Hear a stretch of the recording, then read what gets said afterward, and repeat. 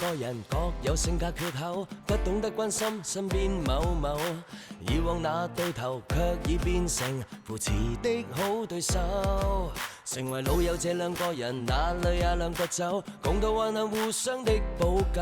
何以兩個人偏偏去到關口，劇透都猜不透，難打開的黑回憶的傷口，哪個沒有淪為舊友，回頭便各自走，能同行又有誰能夠交出心意沒保留，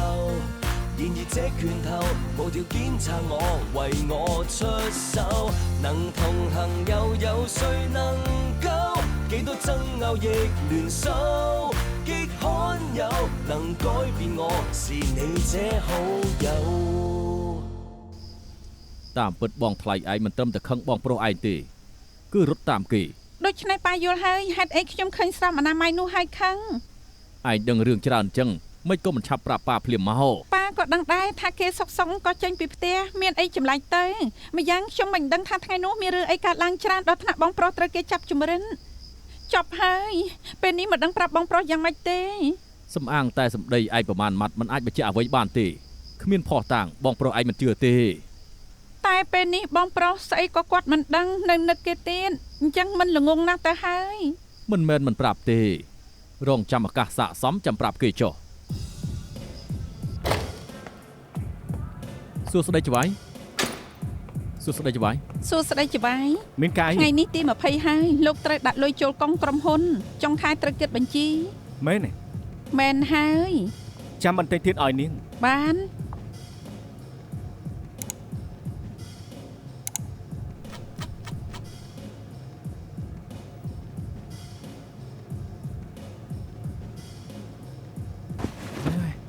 មិនចេះតែចេញពីផ្ទះអញ្ចឹងកុំលេងសើចអីពេលនេះក្រុមហ៊ុនជប់ទុកធំហើយឬមួយអូនមិនត្រឡប់មកផ្ទះវិញមិនអាចទេកុំស្ដាប់គេនិយាយអីខំប្រឹងធ្វើការច្បាយលើកមុនពួកយើងបានរបាយការណ៍មួយភ្ញៀវសួរថាពួកយើងបកគលសភៅផែនការអត់របាយការណ៍ថ្មីទៀតហើយតាំងពីពេលណាគឺពីអាទិត្យមុននេះមិនក៏អាទិត្យមិនប្រាប់ខ្ញុំអញ្ចឹងចាំខ្ញុំប្រាប់ភ្ញៀវថាចាំរួចចាំឆ្លើយតបចុះណែមិនចាំងរូបហាមដល់អសមិនតន់រួចទេឯងទប់ទល់នឹងគេសិនទៅយល់ដែរទេមិនអីទេថេតគេបានបកគលរួចហើយភ្ញៀវគេថាពេញចិត្តណាអាថេតទៀតហើយគេដកហ៊ុនហើយឬនៅសួស្ដីអូថ្ងៃនេះក្តៅណាស់ណអាចឲ្យអ្នកឆ្នៃម៉ូដខាងក្រៅគូរូបក្រុមហ៊ុនខ្ញុំហើយចង់ដណ្ដើមភ្ញៀវពីខ្ញុំអញ្ចឹងជប់សិនដូចជាឯងគូរូបមិនទាន់បន្លាយពេលរហូតហើយខ្ញុំខ្លាចភ្ញៀវទាស់ចិនទើបឲ្យគេជួយឯងទៅឯងច្រឡំអញ្ចឹងផងឯងបើក្រុមហ៊ុនផ្សេងហើយមែនទេជប់សិនឲ្យតែខ្ញុំមិនទាន់ដកហ៊ុនក្រុមហ៊ុននេះក៏មានខ្ញុំមួយផ្នែកដែរគឺជារបស់ពួកយើងខ្ញុំមិនចង់ឲ្យក្រុមហ៊ុនបិទទ្វារព្រោះតែឯងទេបានដូច្នេះខ្ញុំត្រូវតែនិយាយឯងបានបើក្រុមហ៊ុនផ្សេងហើយចង់ដណ្ដើមភ្ញៀវពីក្រុមហ៊ុននេះមែនដែរទេបើឯងគិតអញ្ចឹងពីថ្ងៃក្រោយឲ្យលើកខ្ញុំមកធ្វើអញ្ចឹងកុំឲ្យពួកយើងទើបភ្នែកនឹងគ្នាហេតុអីពីថ្ងៃទៀតឯងថាហើយគឺពីអាទិត្យណាអញ្ចឹងពីអាទិត្យទៅយើងនឹងអង្គុយនៅទីនេះឲ្យឯងទើបភ្នែកបន្តទៀត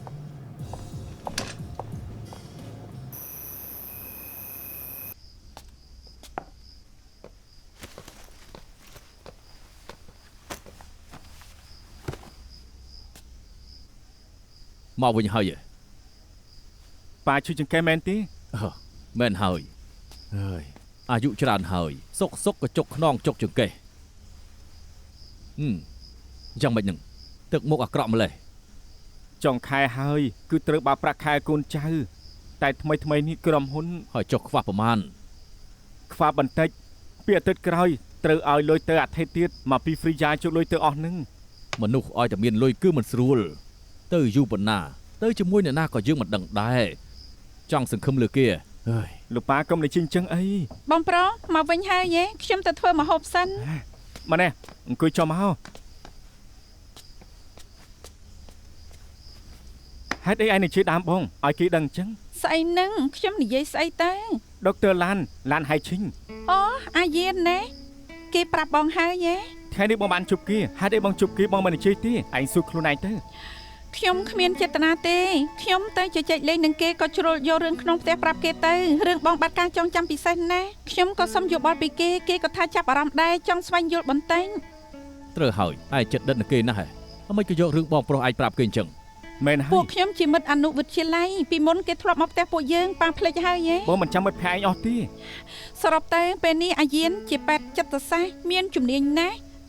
គេថាគេចេះសណ្ដំអាចនឹងប្រើការសណ្ដំឲ្យបងរកការចងចាំពីមុនមកវិញបាន សណ្ដំហ៎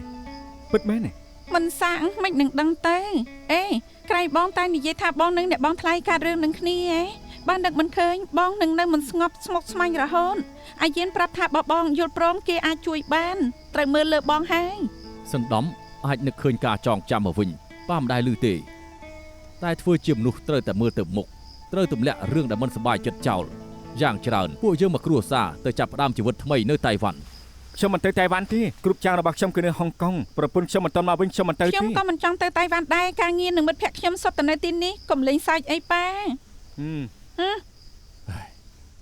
ប៉ាគ្រាន់តែនិយាយតើមិនចង់ណាស់ហើយចុះ ខ្ញុំមិនយល់មែនហេតុអីក៏ប៉ាចង់ឲ្យពួកយើងទៅតៃវ៉ាន់ ឯងក៏មិនចូលដែរ មែនហើយសូម្បីតែខ្ញុំក៏មិនយល់ដែរ ពូចុងកាហ្វេទៅដោះគោអរគុណ អាសំអុយទេទៅឯងយូរហើយឯងទៅម្លេចក្បាល យើងត្រូវរកលុយឲ្យបានខ្ចីលុយឲ្យបានទើបហ៊ានចេញមកយ៉ាងម៉េចមានរឿងអី បងស៊ីជាលបងធំឯងហើយរឿងទាំងអស់គាត់ជាអ្នកសម្រេចអី ព្រោះតែបងស៊ីទទួលយើងទើបយើងហៅគាត់ថាបងធំតែគាត់ក៏មិនមែនជាអ្នកសម្រេចដែរព្រោះលើគាត់មានបងធំម្នាក់ទៀតគឺជាមេពួកយើងមេធំកាហ្វេ ហើយចូលមេធំនោះជាណាជាអ្នកក្នុងសង្គមងងឹតអី យើងគិតថាប្រហែលហើយរាល់លើកពេលលបងធំឃើញគេដូចជាខ្លាចណាស់អញ្ចឹងថ្ងៃចែកលុយនោះខ្ញុំឃើញគាត់ជាលើកទី1ពិតជាអស្ចារ្យមែនទែន អញ្ចឹងបានបងស៊ីថាគេអាចនឹងសម្លាប់យើង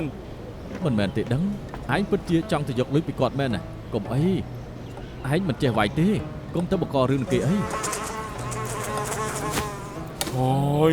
ខានងូតទឹកប្រហែលថ្ងៃហើយនឹងក្លិនជើងស្អុយឡើងភាយតែម្ដងហើយ ក្លិនស្អីអ្នកគ្មានទេ អូឯងស្អុយអញ្ចឹងគ្មានអ្នកណាហ៊ានចូលចិត្តឯងទេ អញ្ចឹងកាន់តែល្អមានជាតិពុលពីកំណើតទៅ អើយអាចចង្រៃក្បាលមកបោះឥឡូវហ្នឹង នាងទៀតហើយខ្ញុំបដូរមកធ្វើការនៅទីនេះហើយក៏នាងនៅតែរកឃើញទៀតខ្ញុំបានសុំទោសហើយខ្ញុំមិនដឹងថាអាល្អិតនោះមករកខ្ញុំដើម្បីធ្វើរឿងចឹងទេតែខ្ញុំបានជេរគេហើយប៉ូលីសក៏ប្រមានគេដែរគេដឹងខុសហើយថ្ងៃក្រោយលែងធ្វើហើយ ខ្ញុំសង្ស័យថាទាំងវើគេមានបញ្ហាមិនអញ្ចឹងនាំគេមកកន្លែងខ្ញុំទេចាំខ្ញុំជួយគេនេះជានាមប័ណ្ណខ្ញុំអរគុណដែលជូនខ្ញុំមកវិញ សរុបផ្លូវប៉ុណ្ណោះហេតុអីក៏ទៅរងម្ដាយបុគ្គលិកនោះ យ៉ាងម៉េចចង់ដឹងហ៎ នាងគួរចាប់អារម្មណ៍មែនគ្មានមនុស្សណាដែលមិនជោគលុយហើយស្នើសុំទៅជួយគេទៀត យល់ច្រឡំហើយតាមពិតគឺខ្ញុំកំពុងតែសុំឲ្យគាត់ជួយក្នុងវិស័យពួកខ្ញុំត្រូវស្គាល់ពីអាការៈជំងឺផ្សេងៗគ្នាសន្សំបាត់ពិសោធន៍ទើបអាចបង្កើតសមត្ថភាពរឿងបែបណាក៏ត្រូវដឹងទើបបានដូចជាការបាត់បង់ការចងចាំមួយរយៈពេលរបស់លោកអញ្ចឹងខ្ញុំក៏ចាប់អារម្មណ៍ដែរ គ្រូពេទ្យប្រាប់ថាព្យាបាលមិនបានទេ ខ្ញុំដឹងគឺ hippocampus មានការប៉ះពាល់មិនអាចផ្ទុកការចងចាំពេលខ្លីបានតែខ្ញុំយល់ថាអាចសាកល្បងបានអាចយកវាចេញពីអនុសម្បញ្ញញ្ញៈ អាចរកបានដែរគ្រូពេទ្យប្រាប់ថារកមិនឃើញទេ នេះខ្ញុំមិនបានសង្ស័យពីកំណត់ពេទ្យខាងខួរក្បាលទេតែខ្ញុំយល់ថាអាចឆ្លងកាត់ការសណ្ដំយកអនុសម្បញ្ញញ្ញៈនាំទៅក្នុងសតិអញ្ចឹងនឹងអាចរកការចងចាំមកវិញបានហើយ នឹងពិតចាយជួយខ្ញុំបានពិតមែនទេ សាហាត់ទៅមានក្លិនអីឬក៏អត់ មានក្លិនទឹកថ្នាំនោះខ្លាំងណាស់ ក្លិនទឹកថ្នាំនោះចេញមកពីណា អ្នកគួរស្អីទឹកថ្នាំនោះចេញពីកុនសែងចេញពីក្នុងកុនសែង ជាក្លិនគល់លើហ្វាននេះ ក្លិនស្អុយណាស់ខ្ញុំធំក្លិនស្អុយមួយ អាចប្រាប់ពីក្លិននោះបន្តិចបានទេ ដូចជាក្លិននោះដូចជាក្លិនខ្លួនអត់ទេគឺក្លិនជូជូដូចជាស្បែកជើងស្អុយអូយស្អុយមែនទេ យកបានមកដាក់នៅត្រង់ណាដាក់នៅត្រង់នេះអរគុណ ស្អុយណាស់ ពេលនេះខ្ញុំស្រែកការសណ្ដំវិញ 3 2 1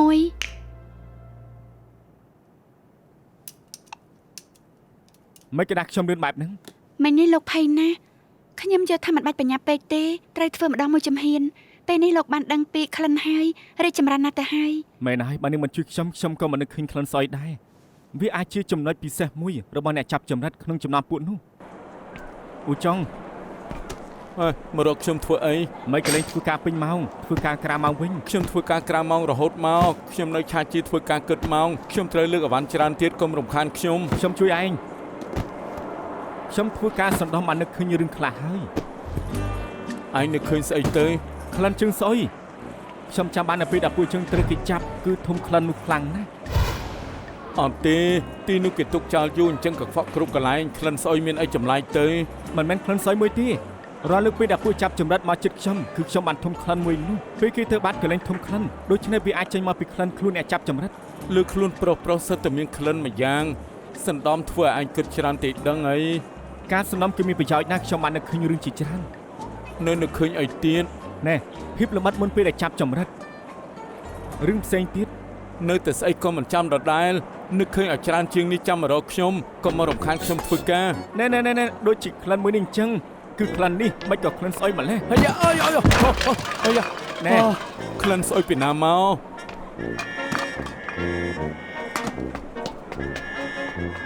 ឯងថាក្លិននេះចេញមកពីខ្លួនគេដែរទេ ចំោះឯងវៃមែនស្អីក៏ខ្ញុំហិតមិនដឹងដែរ មិនមែនទេដឹងក្លិនជើងស្អុយបែបនេះមិនក៏ឯងហិតមិនដឹងចំោះឯងមានបញ្ហា ណែយកអានេះទៅបាញ់បន្តិចទៅនឹងបានធូរខ្លះហើយចាំនឹកឃើញច្រើនជាងនេះចាំមកប្រាប់ខ្ញុំកុំមករំខានខ្ញុំធ្វើការ អរគុណ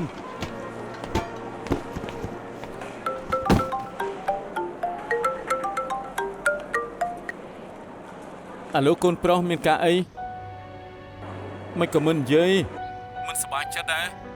ខ្ញុំមិនប្រយ័ត្នក៏ចុចចំលេខប៉ារួចក៏ទៅប៉ាទៅមិនអីទេប៉ា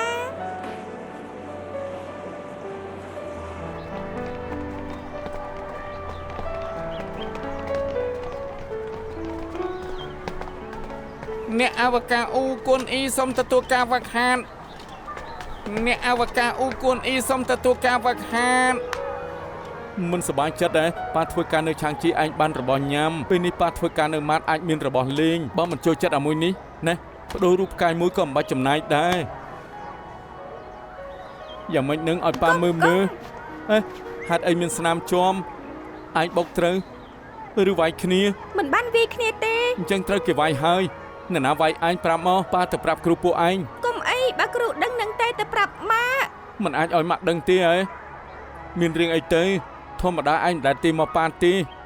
ណែចុះប៉ាទុកថាមិនដឹងទៅ ឯងជាកូនប្រុសប៉ាឯងត្រូវគេវាយឲ្យប៉ាធ្វើមិនដឹងយ៉ាងម៉េចនឹងកើតទៅអាចត្រូវអន្ទះបាញ់ណាអ្នកណាវាយឯងប្រាប់ប៉ាមកប៉ាអប់រំគេ អ្នកយានអវកាសផង កាន់តិចនៅទីនេះហើយ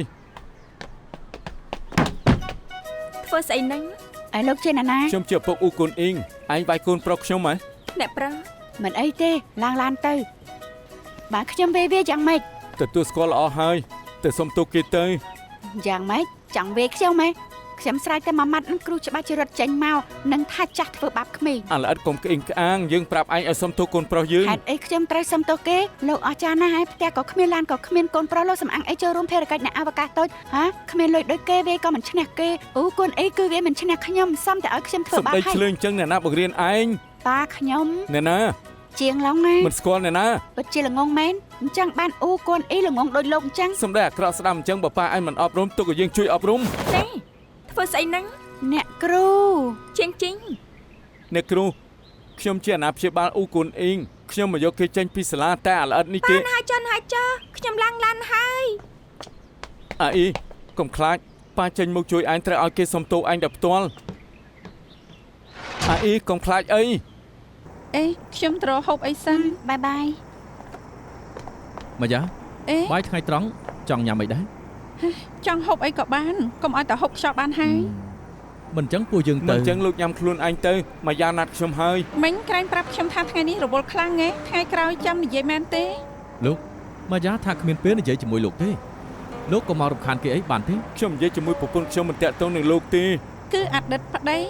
មិនតន់អតីតប្តីទេជាប្តីនៅបែកគ្នាបណ្ដោះអាសន្នពួកខ្ញុំត្រូវនិយាយគ្នារឿងកូនប្រុស អញ្ចឹងមិនរំខានទេ ហាងលក់អវ៉ាន់មនុស្សស្រីសមមិនក៏មានបុគ្គលិកប្រុសអញ្ចឹង គេជាបុគ្គលិកក្រុមហ៊ុនចុះមកមើលហាងទេខ្ញុំប្រាប់បងកុំយកកូនប្រុសមកធ្វើជាលេសមករំខានខ្ញុំទៅហូបអីថ្ងៃត្រង់ហូបរួចត្រូវមកធ្វើការវិញ កុំបញ្ញាប់ បងបានយកមកហើយមិនបាច់តម្រង់ជួរក៏មិនបាច់ក្តៅបងឆ្លៀតពេលសម្រាប់នឹងសិស្សច្បងក៏ខ្ចីផ្ទះបាយធ្វើអីឲ្យអូនញ៉ាំ អាឡូមែនគឺខ្ញុំសុំទោសផងខ្ញុំនឹងទៅឲ្យទៀងពេលបានអរគុណ មានរឿងអី គ្រូប្រចាំថ្នាក់អាអ៊ីទេមកថាមានអ្នកផ្ទះគេប្តឹងថាបងប្រើពាក្យសម្ដីបំភ័យជាងដែលជាមិត្តរួមថ្នាក់គេនៅមុខសាលារៀន ច្បាស់ជាអាល្អិតនោះនិយាយហើយ បងពិតជាគំរាមគេពិតមែនណា អាល្អិតនោះវាវាយអាអ៊ីធ្វើជាឪពុកគេច្បាស់ជាចេញមុខជួយគេ វាអាអ៊ីគេមិនអីទេ គ្រាន់តែជាប់ស្មាប៉ុណ្ណោះកុំបារម្ភអី តាំងពីពេលណាទៅមិនក៏ខ្ញុំមិនដឹង ថ្ងៃនេះអាអ៊ីគេទេទៅបង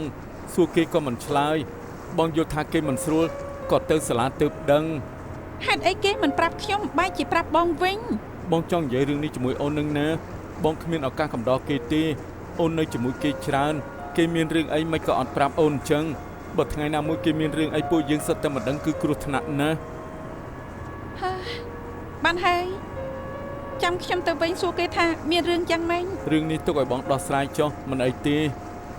អ្នកផ្ទះគេប្តឹងបងទៅហើយនៅថាត្រូវដេញដោលទៀត ហាបងបានប្តឹងគេផងគេប្តឹងបងហ៎មិនដឹងឪពុកម្ដាយយ៉ាងម៉េចទេទៅបង្រៀនកូនបែបនេះ មើលបងចុះសុកក៏ឆេឆាភ្លាមបងទៅគឺចាក់សាំងលើភ្លើងកុំទៅអីខ្ញុំទៅហើយ អាល្អិតនោះទទួលថាវាវាយអាអ៊ីត្រូវរឿងមុំកុំចុះចាញ់ អ្នកគ្រូអ្នកផ្ទះជីងយឺត15នាទីហើយពួកគេមានចិត្តស្មោះចង់ដោះស្រាយរឿងនេះទេបើយឺតបន្តិចទៀតគឺមិនអាចយោគយល់អត់អោនឲ្យបានទេ អ្នកស្រីជីងម្នាក់នេះជាអាណាព្យាបាលអ៊ូគួនអ៊ី អ្នកនាងយៀន គឺនាងហ៎ អីពួកនាងស្គាល់គ្នាអី មិនទុកថាស្គាល់ទេគ្រាន់តែធ្លាប់ទិញអីវ៉ាន់នៅហាងគេតែប៉ុណ្ណោះត្រូវហើយម៉ាស់បិទមុខតម្លៃរាប់ម៉ឺនដែលនាងណែនាំឲ្យខ្ញុំប្រើនោះល្អប្រើខ្លាំងណាស់នាងឈ្មោះអីទៅថ្ងៃក្រោយខ្ញុំនឹងរកនាងទិញទៀត បានខ្ញុំឈ្មោះម៉ាយ៉ាមិនដឹងថាតាមពិតអ្នកជាម្ដាយរបស់ជីងសោះ គេមិនមែនកូនបង្កើតខ្ញុំទេតែលើកនេះអាជីងត្រូវគេថាឲ្យមិនអាចថាខ្ញុំជាម្ដាយក្រោយមិនរវល់ឡើយ តាមពិតក្មេងៗប៉ះគ្នាទៅវិញទៅមកជារឿងធម្មតាខ្ញុំគិតថាជាការយល់ច្រឡំ អីអ្នកស្រីជីងបើដឹងច្បាស់អស់ទៅហើយកុំមកករឿងឲ្យធំអីយកយល់គ្នាទៅ មិនបានខ្ញុំជាម្ដាយក្រោយតែអ្វីៗក៏ត្រូវតែដឹងដែរក្មេងៗធ្វើខុសត្រូវតែធ្វើឲ្យបានស្រួលបួលមិននឹងអាចយកយល់អត់អានឲ្យបានទៅ អញ្ចឹងអ្នកនាងយៀនចង់ដោះស្រាយយ៉ាងម៉េច ខ្ញុំមិនអាចឲ្យអាជីងត្រូវជន់បោកប្រាស់មួលបង្កាច់នោះទេកូនប្រុសនាងត្រូវតែសុំទោសគេ កូនប្រុសខ្ញុំមិនមែនជន់បោកប្រាស់គឺកូនប្រុសអ្នកវាកូនប្រុសខ្ញុំកូនប្រុសអ្នកក៏ទទួលស្គាល់ខ្ញុំមិនដេញដោលអ្នកនៅចង់ជន់ខ្ញុំថែម នេះមើលឲ្យច្បាស់សិនទៅអ្នកណាជន់អ្នកណាមុនពេលចេញមកអាជីងប្រាប់ខ្ញុំថាថ្ងៃនោះគឺអ៊ូគួនអ៊ីងជន់គេមុនដូច្នេះទើបគេតដៃខ្ញុំឲ្យគេបញ្ជាក់នៅអ្វីដែលគេនិយាយនេះហើយជាផុសតាង ស្នាមស្បែកជើងមួយមិនអាចបញ្ជាក់ថាកូនខ្ញុំធ្វើទេ អ្នកស្រីអ៊ូចុះអ៊ូគួនអ៊ីប្រាប់នាងថាម៉េចនាងច្បាស់ចិត្តទេថាគេមិនបានធ្វើ សួរនាំមិនច្បាស់ក៏ហ៊ាននិយាយបែបនេះមើលទៅនាងធ្វើជាអ្នកលក់ល្អជាងធ្វើម្ដាយទៅទៀតបាយបាយលីហើយ រួចឥឡូវហើយ បាយបាយ អាអ៊ី ម៉ាក់ មិញម៉ាក់ទៅជួបគ្រូប្រចាំថ្នាក់ឯងនិយាយពីរឿងឯងនិងអាជីងគេនិយាយថាឯងជន់គេមុនហើយលើស្បែកជើងគេមានស្នាមលើស្បែកជើងច្បាស់មួយទៀតឆាប់ប្រាប់មកតើឯងលើកដៃលើកជើងជន់គេមុនណាជាការពិតទេហេតុអីក៏ធ្វើអញ្ចឹងម៉ាក់ស្មានថាឯងត្រូវគេធ្វើបាបទៅចង់ជួយរកយុត្តិធម៌តាមពិតមិនមែនទេគឺឯងជន់គេមុនហើយម៉ាក់ស្មានថាគេមិនចេះអប់រំកូនមិនស្មានថាអ្នកដែលមិនចេះអប់រំកូនគឺម៉ាក់សោះហេតុអីមិនឆ្លើយប៉ាឯងត្រូវគេប្តឹងហើយថាគេបំភ័យជាងជីងមិនក៏មិនស្ដាប់បង្គាប់ជន់ស្បែកជើងគេអញ្ចឹង កុំបន្តប៉ាគាត់គ្រាន់តែចង់ជួយខ្ញុំទៅថាឲ្យអាជីង មើលចុះគ្រាន់តែនិយាយដល់ប៉ាឯងក៏ភ័យពេលនេះរឿងអីក៏លែងប្រាប់ម៉ាក់ដែរប្រាប់តែប៉ាឯងទេ អាល្អមិនរៀនអាក្រក់ដឹងតែកុហក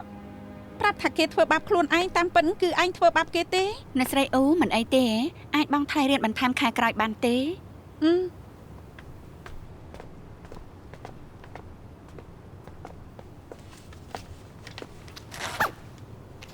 អរគុណ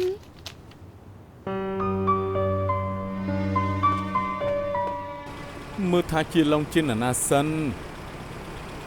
តាមពិតពីមុនធ្លាប់សម្ដែងនៅក្នុងរឿងភាគជំនាញខាងតួសម្ដែងបន្ទាប់បន្សំស្នាដៃមានរឿងផ្កាភ្លើងបងប្អូនស្រីណានមិនចេះសើចទម្រង់ក្រុមហ៊ុននៅពេលនេះលំដាប់ជាន់ទី1ទី2នៅហុងកុង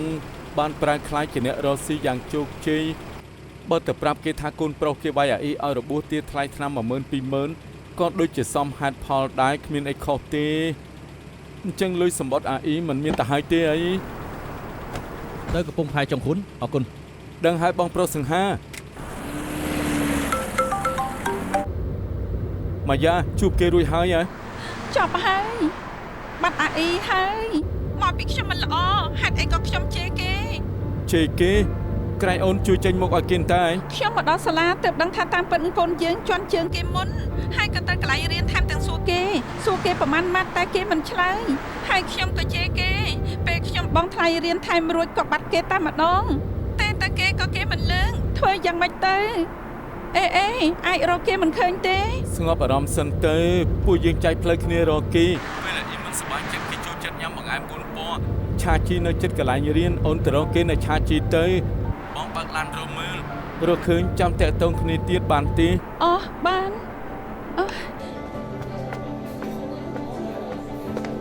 អាអ៊ី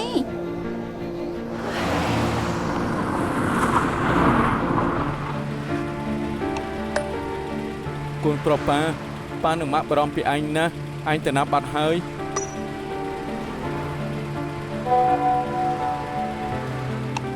ខ្ញុំមិនអីទេ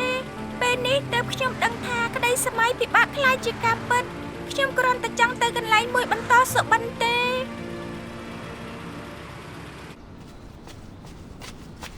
អាអ៊ីប៉ាមិនក៏មកអញ្ចឹងខួរក្បាលប៉ាប្រាប់ថាឯងមកទីនេះម៉ាក់ខឹងណាស់មែនទេគេខ្លាចឯងខឹងច្រើនជាងមិញនៅក្នុងថ្នាក់គេចង់ដឹងថាហេតុអីឯងជន់ជើងគេដូច្នេះទើបខឹងនៅសុកឯងមិនអាចធ្វើអញ្ចឹងទេប្រាប់ប៉ាបានអត់ថាហេតុអី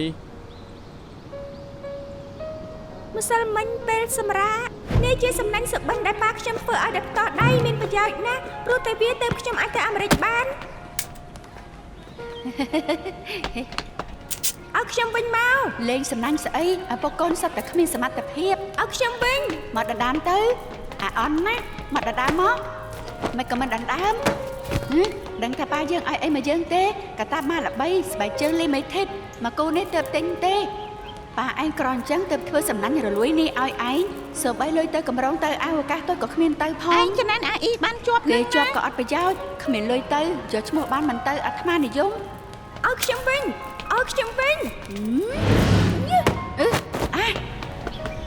ជន់ជើងយើងផងធ្វើឲ្យប្រឡាក់ស្បែកជើងយើងវារឿងនេះឯងមិនខុសទេមិនក៏មិនបកស្រាយពីមុនម៉ាក់ឃើញខ្ញុំព្យួរសំណាញ់នេះនៅលើក្បាលគ្រែគាត់មិនឲ្យព្យួរទើបខ្ញុំយកវាទៅដាក់ក្នុងកាតាបទៅអូឯងខ្លាចថាម៉ាក់ឯងដឹងព្រោះតែស្រឡាញ់របស់នេះទើបជន់ជើងមិត្តភ័ក្តិហើយបន្ទោសប៉ាដូច្នេះទើបឯងមិននិយាយហ៎បើគេមិនធ្វើសំណាញ់ខ្ញុំឲ្យខូចទេខ្ញុំក៏មិនជន់ជើងគេដែរគេសើចចំអកខ្ញុំថាខ្ញុំអត់បានការធ្វើអញ្ចឹងត្រូវដែរហេតុអីគ្រប់គ្នាចេះតែជេរថាខ្ញុំមិនត្រូវចុះគេវាយខ្ញុំមិនខុសទេបើខ្ញុំមិនចូលរួមគម្រោងនៃអវកាសតូចនោះទេមិនអាចមានរឿងទាំងនេះកើតឡើងឡើយខ្ញុំមិនចូលរួមគម្រោងនេះទេមិនគួរមានក្តីសម័យទេគេចំណានឯងដំម្លឹងគឺគេចំណានឯងប្រឡងជាប់កុំយំប៉ាទៅរកឪពុកគេឲ្យគេសងឯងនៅត្រូវឲ្យឥឡូវនោះសុំទោសឯងទៀតរយុត្តិធម៌ឲ្យឯងអាអ៊ីបំភ័យម៉ាក់ស្លាប់ហើយប៉ាប្រាប់ម៉ាក់ឯងថាឯងអាចនឹងនៅទីនេះហើយម៉ាក់ឯងក៏មករកភ្លាមមើលចុះម៉ាក់ឯងបារម្ភពីឯងប៉ុណ្ណាម៉ាក់ខ្ញុំមិនមែនស្រឡាញ់តែប៉ាមិនស្រឡាញ់ម៉ាក់ទេគ្រាន់តែមិនចង់ឲ្យពួកម៉ាក់ឆ្លោះគ្នាមិនចង់ឲ្យពួកម៉ាក់មិនសប្បាយចិត្ត ម៉ាក់ដឹងថាឯងចេះដឹងតែថ្ងៃក្រោយមានរឿងអីត្រូវប្រាប់ម៉ាក់នឹងស្ដាប់ដឹងទេ អូយបានហើយអស់អីហើយគួរតែនៅទីនេះហើយមិនខុសទេ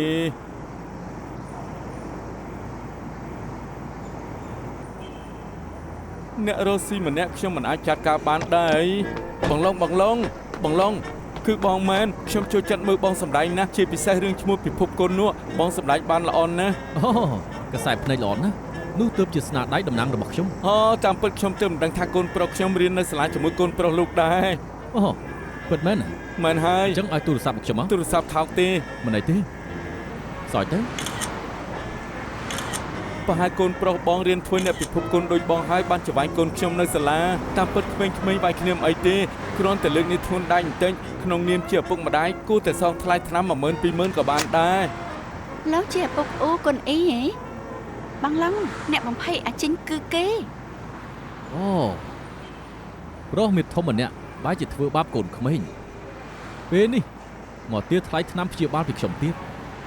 មិនមែនទេដឹង អូមិនឲ្យក៏មិនអីដែរតែខ្ញុំគ្រាន់តែឃើញក្នុងអ៊ីនធឺណិតប្រហែលឆ្នាំនេះបងធ្វើសប្បុរសធម៌ខាងសុខភាពដូច្នេះខ្ញុំក៏ចង់ថែមបន្តិចទៀតថាបងឲ្យកូនប្រុសវាយគេឲ្យកាន់ជើងគេដោយរបៀបម៉េចត្រូវឲ្យអ្នកផ្សេងដឹងពីមាត់ពិតរបស់បង ណែ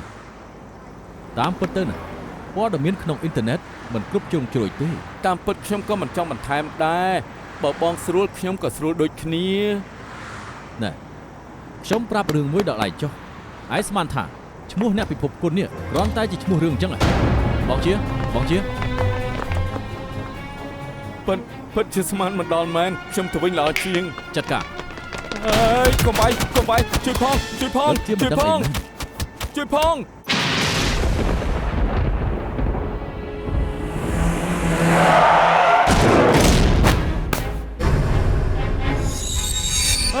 មិនក៏សម្លាប់ខ្ញុំចឹងមិនក៏ឯងមិនត្រូវគេបាត់ភ្នែកអញក៏មិនត្រូវគេបាត់ភ្នែកដែរមិនក៏ឯងមិនត្រូវគេចងហេតុអីខ្ញុំត្រូវគេចងហ៎អ្នកឯងចង់ធ្វើកាប់ឯងអើយ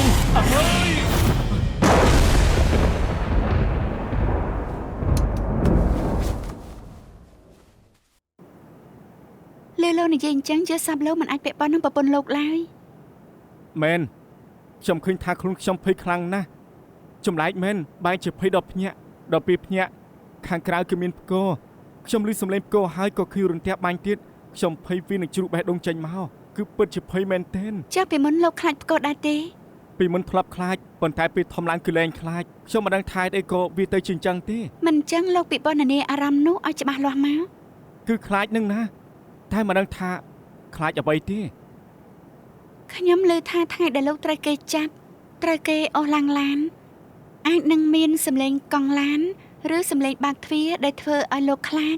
ដូច្នេះក៏ប៉ះពាល់ដល់ផ្លូវចិត្តលោកហើយការប៉ះពាល់នេះនឹងផ្ទុកក្នុងអនុសម្បញ្ញញ្ញៈខ្លាចជាស្មៅសខ្មៅរបស់លោក ចុះនឹងអាចប្រើការសណ្ដំជួយកម្ចាត់ស្មៅខ្មៅនោះបានទេ បន្ធូរអារម្មណ៍ដកដង្ហើមលោកសាក់ធ្វើតាមសម្លេងឡាននោះត្រឡប់ទៅថ្ងៃដែលលោកត្រូវគេចាប់សម្លេងនោះមកពីឆ្ងាយមកចិត្តពេលទៅដល់ធំមានឡានមួយឈប់នៅមុខលោក ខ្ញុំឮសំឡេងចាប់ហ្វ្រាំងបន្ទាប់មកក៏មានសំឡេងបើកទ្វារឡានខ្លាំងគេប្រើឡូហ្វាបិទចំមុខខ្ញុំជាប់ ហើយនៅឃើញអីទៀត ខ្ញុំមើលមិនឃើញទេ លោកមើលមិនឃើញចាស់មានអារម្មណ៍អីផ្សេងដែរទេឧទាហរណ៍បានប៉ះឬក៏ធំក្លិនអីទេ ដូចជាប៉ានឹងអ្វីមួយធ្វើឲ្យមុខគេជ្រុះម្នាក់ក្នុងចំណោមនោះគឺមានក្បាលទាំងហោល លោកនៅមើលឃើញអីទៀត ញ័រណាស់មិនក៏ញ័រខ្លាំងម្ល៉េះ ញ័រញ័រត្រង់ណា ខ្ញុំមិនដឹងញ័រណាស់ លោកធ្វើបានល្អណាស់ហើយខ្ញុំនឹងស្រែកការសណ្ដំលោក3 2 1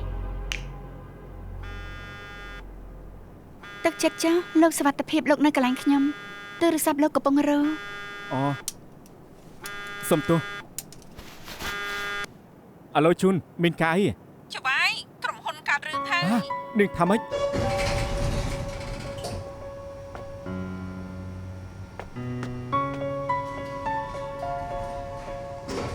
ជូនធីម ច្បាយ ច្បាយលោកប៉ាមកចំណីទីនេះប៉ាមកហូបអីនៅក្បែរនេះគ្មានអីធ្វើក៏ចង់មកមើលឯងហើយចុះមិនក៏អញ្ចឹងទៅវិញមែនហើយមិនក៏ទៅជាអញ្ចឹង មិញមានប្រុសម្នាក់ស្អីក៏មិននិយាយនាំគ្នាប្រហែលអ្នកចូលមកដល់ភ្លាមក៏កំតិចអីវ៉ាន់មុននឹងក្រោយបោកចូលគ្នាមិនដល់3នាទី មុនទៅនៅឆាប់ឲ្យច្បាយបកគលលុយឲ្យទៀតមិនអញ្ចឹងទេលើក្រោយលោកជាងនឹងមិនគួរសមទេលោកជាងជាណាអូជាងឡងដែលធ្វើឆាតដែកនៅកណ្ដាលបន្ទប់ទទួលភ្ញៀវនោះមែនទេណែនេះជាស្អីគេបង្គោលមេឃឆាបង្គោលដែកនឹងខ្លាំងណាស់ណែខ្ញុំមកឯងដាក់របស់នេះនៅក្នុងផ្ទះខ្ញុំពីពេលណាអូឯងចេះឆ្នៃម៉ូដទេឯងទុកថាផ្ទះខ្ញុំជាកន្លែងរំជាបំណងអ្នកស្រីជាងខ្ញុំចាំថានៅពេលនោះខ្ញុំបានប្រជុំជាមួយនឹងពួកលោករួចហើយអ្នកស្រីជាងបានប្រាប់ខ្ញុំយ៉ាងច្បាស់ថា style ដែលគាត់ចង់បានគឺនៅក្នុងបន្ទប់ទទួលភ្ញៀវអាចរំបង្គោលដែកបានអាចហាត់ជួការបានផងដែរខ្ញុំក៏ថាពណ៌នេះគឺឆើតបន្តិចមែនតែជាបំណងលោកស្រីជាងថ្ងៃនោះប្រពន្ធខ្ញុំថាពេញចិត្តទើបខ្ញុំយល់ព្រមនឹងគេហើយមិនដឹងថាពាក្យមួយណាពិតឬខ្លាំងខ្លាយទេបើពេលនេះខ្ញុំថាខ្ញុំជាប៉ាឯងតែឯងជឿទេរឿងនេះលោកទឹកចិត្តចុះលោកមិនមែនជាប៉ាខ្ញុំទេឯងនេះពិតជាល្ងងមែនមិនមែនធ្វើពុតទេហ៎ណែសរុបទៅរបស់នេះខ្ញុំមិនចង់ឃើញទៀតឡើយឆាប់ដោះវាចេញភ្លាមទៅដោះចេញឲ្យលឿនឡើងដោះពេលនេះសុំទោសលោកជាងលោកសញ្ញេត្រង់នេះហែងតើដូចសញ្ញេក្បាលឯងស្អីរើចេញអត់រើប៉ុន្តែពួកខ្ញុំត្រូវការលុយយើងប្រាប់ឯងម្ដងទៀតឆាប់រើចេញភ្លាមម៉ាសែនក៏យើងមិនអោយឯងដែររើថ្លៃចំណាយរុះរើក្រុមហ៊ុនជាយិនគឺ 98,000 ពួកយើងមិននឹងមានលុយនេះជាងឡងនោះរៀងល្ងងប្រពន្ធគេចង់ដាក់ឆាកបង្គោលដែកនៅចំកណ្ដាលបន្ទប់ទទួលភ្ញៀវខ្ញុំក៏ដាក់ទៅរួចគេថាគ្មានបញ្ហាប៉ុន្តែពេលនេះចង់រុះចេញមិនពាក់ព័ន្ធនឹងខ្ញុំទេគេបើក្រុមហ៊ុនហិរញ្ញវត្ថុបញ្ជាក់ថាគេជាមនុស្សល្អអញ្ចឹងឯងយល់ថាគេអាចឈប់រងាអញ្ចឹងអាឡូតកូលម៉ងលោកជាងបានឲ្យគេដកអារបស់នោះចេញឲ្យហើយឯងបានវិការច្បាត់ហើយអញ្ចឹងឆាប់ឲ្យលុយមកថ្ងៃនេះគឺខ្ញុំបាននិយាយច្បាស់ហើយគាត់ក៏បានសញ្ញេផងដែរដូច្នេះខ្ញុំមិនអាចឲ្យលុយបានឡើយបានលោកជាងថាបើពួកឯងមិនឲ្យលុយគាត់នឹងមានវិធីឲ្យពួកឯងអស់លុយច្រើនជាងនេះណាចាំលិខិតមេធាវីពួកលោកចាំជួបគ្នានៅតុលាការចុះតកូលជាងមានវិធីឲ្យឯងអស់លុយច្រើនជាងនេះគឺមកបង្ករឿងមែនហើយចាំបាច់មកកំទេចក្រុមហ៊ុនចឹងដែរដឹងថាអ្នកណាជាអ្នកបង្កដែរទេមុខមាត់គេបែបណាពួកគេបានពាក់ម៉ាស់គឺមិនស្គាល់ទេអូខ្ញុំចាំថាអ្នកដឹកនាំក្រុមហ៊ុនគឺក្បាលគេតងោលក្បាលតងោលពិតជាមានក្បាលតងោលមែនពិតមែនហើយមានម្នាក់ក្បាលតងោលច្បាយចោពួកយើងប្តឹងប៉ូលីសទេគ្រប់គ្នាមិនអីទេទុកពេលឲ្យខ្ញុំគិតមួយសិនហត់នឿយហើយរៀបចំសិនទៅណាអូខេបានច្បាយជុកក្នុងសិនទៅណែមិញពេលឯងឮថាមានក្បាលតងោលអ្មិនក៏ឯងភ័យម្លេះលោកប៉ាមិញខ្ញុំបានទិញសំដុំអ្នកដែលចាប់ចម្រិតខ្ញុំមានម្នាក់គឺក្បាលតងោលហើយអ្នកដែលមកផ្លាញ់ទីនេះក៏មានក្បាលតងោលទៀតប៉ាមិនយល់ថាចម្លែកទីមែនទេឯងចង់ថាតកូលជាងចាត់ឲ្យមនុស្សក្បាលតងោលមកចាប់ចម្រិតឯងអញ្ចឹងខ្ញុំធ្វើឲ្យគេទាស់ចិត្តគេបំភ័យខ្ញុំនៅថាខ្ញុំឲ្យលុយច្រើនជាងនេះទៀតច្បាស់ជាគេហើយ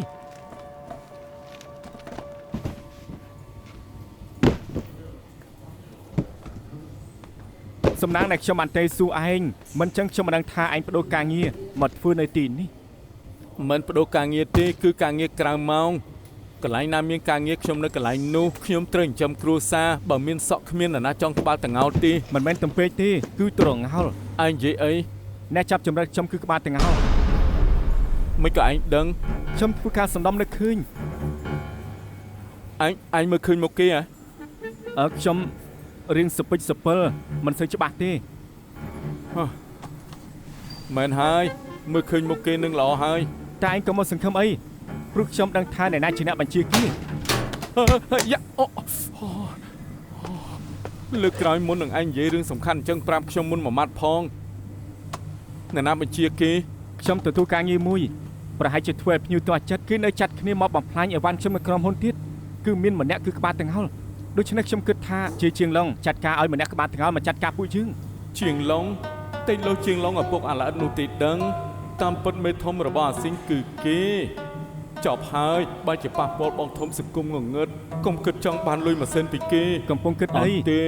ខ្ញុំកំពុងតែគិតថាទីបំផុតឯងដឹងថានរណាចាប់ចម្រិតឯងហើយតាមពិតជាភ្ញៀវខ្លួនសោះ មែនហើយខ្ញុំស្មានថាគេជាអ្នករុកស៊ីធម្មតាមិនស្មានថាគេជាអ្នកសង្គមងងឹតសោះទុកចិត្តចុះខ្ញុំដឹងថាអ្នកណាច្បាស់ចាប់ដឹងប៉ូលីស ហេកុំអីកុំផ្សងគ្រោះថ្នាក់ឯងគ្រាន់តែទាយដឹងថាគេជាជាងឡុងតែគ្មានភស្តុតាងពួកគេអាចថាឯងចោទប្រកាន់គេ អត់ទេមានឯងជាសាក្សីម្ចាំងឯងមើលឃើញ ខ្ញុំឃើញអី ឯងមិនបានបិទភ្នែកទេ ខ្ញុំមិនបិទភ្នែកមិនក៏ឯងដឹង ខ្ញុំដឹងថានៅពេលដៃសុបិន យកសពក៏ទុកជាការពិតដែរពិតជាវិញធ្វើឲ្យស្លាប់ហើយ អត់ទេក្រែងឯងថាឯងឈឺពោះហើយក៏បានចេញទៅនៅពេលដែលមកវិញជួយទូរស័ព្ទបានមកហ៎ ខ្ញុំបានប្រាប់ឯងហើយថាពេលនោះខ្ញុំឈឺពោះបត់ជើងធំគេស្រែកចំណងឲ្យខ្ញុំរួចក៏ឈរទៅម្ខាងខ្ញុំក៏ចង់រត់ខ្ញុំឃើញទូរស័ព្ទពីចម្ងាយដូច្នេះខ្ញុំក៏ទៅលួចតែស្មានមិនដល់ថាត្រូវពួកគេចាប់វាយតែម្ដងរួចក៏បិទភ្នែកខ្ញុំហើយចងខ្ញុំទៀតខ្ញុំមិននឹងមើលឃើញទៅ ឯងមិនស្គាល់គេរឹតបញ្ជាក់ថាខ្ញុំត្រូវតែទៅក្រុមហ៊ុនគេដើម្បីរកផុសតាំង អញ្ចឹងនឹងកើតរឿងត្រូវរារាំងគេឯងថាហើយគេជាអ្នកសង្គមងងឹតបើឯងទៅរកគេឯងនឹងចងឯងទៀតហើយក៏ឯងនឹងសម្លាប់ឯងដែរខាងស្អែកខ្ញុំសម្រាប់ចាំខ្ញុំទៅជាមួយឯងចុះ ខាងស្អែកមិនបានទេ ពួកយើងត្រូវរៀបផែនការឲ្យស្រួលបួលចាំទុកមិនជួបមិនបែក មិនជួបមិនបែក ចប់ហើយ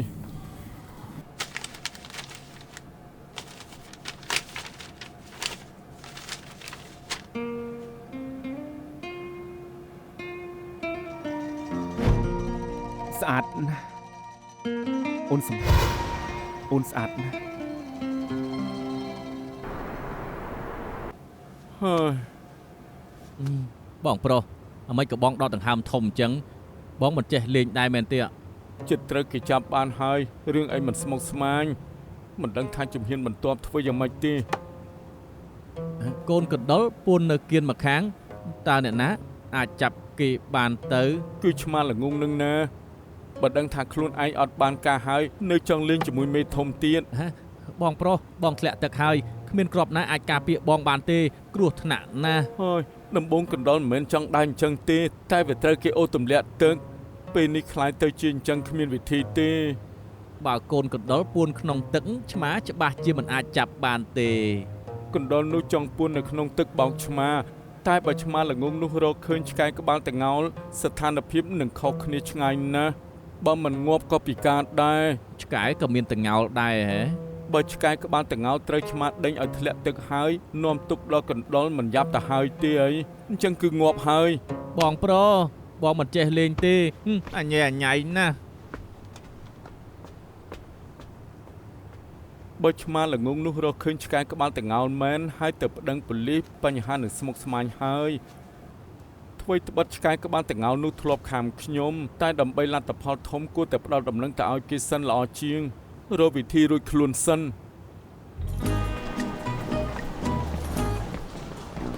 លោកទៀតហើយមកធ្វើអី បងស៊ីនៅទេខ្ញុំចង់យកលុយមកសងគាត់ គាត់ហាត់ប្រាណរួចទៅបាត់ហើយគួរទៅកន្លែងគាត់វិញហើយគឺអាគារតឹងលឹកនៅក្បែរនេះ បងឡុងគឺបងមែនខ្ញុំចូលចិត្តការសម្ដែងបងណាអាគារតឹងលឹកត្រូវឆ្កែខំត្រូវគេវាយបើមិននៅលើទូកជាមួយគ្នាខ្ញុំមិនរវល់នឹងការស្លាប់របស់ឯងនោះទេ ណែ អើយឯងនៅទីនេះធ្វើអី រត់ជិះឡងក្រុមហ៊ុនគេនៅទីនេះខ្ញុំគិតពេញមកជប់ហើយខ្ញុំត្រូវទៅវាយគេ ក្រែងខ្ញុំឲ្យឯងចាំធ្វើការជាមួយគ្នាហើយ ទ្រាំមិនបានទេខ្ញុំជិបទូហើយមិនកាយនៅទីនេះ ខ្ញុំបដូរវេននៅទីនេះចង់ទៅបន្ទប់តឹង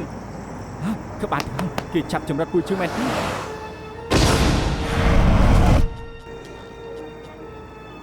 ប្រហែលជាគេហើយ មើលសិនទៅមិនប្រកាសទេ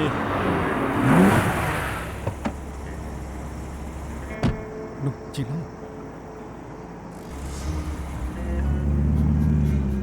ពួកគេពីរនាក់ដូចជាមិនស្គាល់គ្នាទេ អូតាមពិតទៅទិញម្សៅប្រូតេអ៊ីន បងជាងមានម្នាក់ក្បាលទាំងអោទៀតអូតាមពិតទើបជាកូនចៅជិះឡងបានហើយជុំតែជិះទៀតទៅខ្ញុំត្រូវទៅហើយ ណែ អញទៅធ្វើអីអញអាចធ្វើអីគេបាន ខ្ញុំទៅថតសម្លេងឲ្យតែថាក្បាលតងោលនោះជាកូនចៅគេខ្ញុំនឹងមានផតតាំង ណែកុំអីជាងឡុងនោះសាហាវណាស់ថ្ងៃនោះខ្ញុំព្រោះតែរឿងកូនប្រុសត្រូវគេវាយហើយបើអញទៅថតសម្លេងអញអាចចេញមកវិញបានដែរអី អរគុណដែលបានបារម្ភតែថ្ងៃនេះខ្ញុំទៅណទៅែ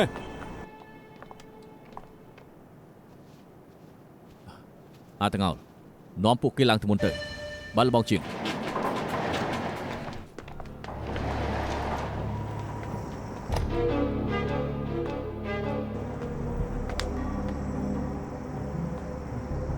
អាល្អិតនោះវាចង់តែឲ្យគេកាប់អីខ្ញុំមិនអាចកំដរអញទៅស្លាប់នោះទេរកផ្លូវរស់វាជារឿងដែលត្រឹមត្រូវមែនទេតែអាល្ងងនោះទៅរកស្លាប់ខ្ញុំមិនជួយគេឲ្យស្អីក៏មិននិយាយគ្មានគុណធម៌ទេមិនស្មើនឹងឆ្កែជ្រូកផងតែឈប់សិនគិតមើលសិន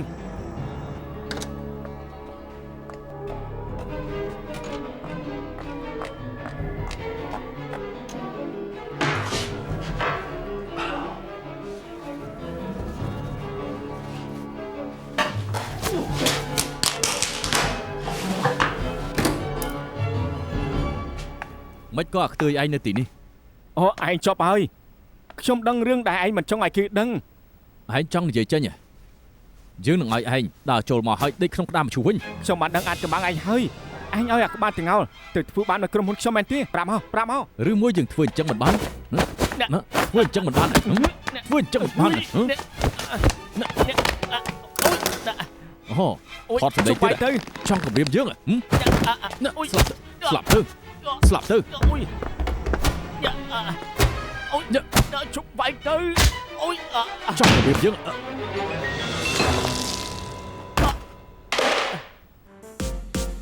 從前這裏有兩個人，各有性格缺口，不懂得關心身邊某某。以往那對頭，卻已變成扶持的好對手。成為老友這兩個人，哪裏也兩個走，共度患難互相的補救。何以兩個人偏偏去到關口，劇透都猜不透。難打開的黑盒，回憶的傷口，哪個沒有？淪為舊友，回頭便各自走。能同行又有誰能夠交出心意沒保留？然而這拳頭無條件撐我，為我出手。